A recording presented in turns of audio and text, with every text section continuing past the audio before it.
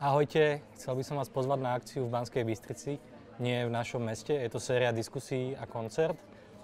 Je to miesto, alebo bude to miesto, kde mladí ľudia a mnohí umelci a odborníci sa budú snažiť vysvetliť, prečo je pravicový extrémizmus zlý. A práve Banská Bystrica je pre toto vhodné miesto. Jednak symbolicky, pretože tento rok Banská Bystrica si pripomínala veľké výročie Slovenského národného povstania, kedy Slováci povstali proti fašistickej ideológii, ale je to tiež miesto, kde pravicový extrémizmus zvíťazil vo voľbách. Takže príďte aj vy na toto podujatie, ktoré organizujú moji priatelia, skvelí mladí ľudia, a povedzte aj vy nie v našom meste.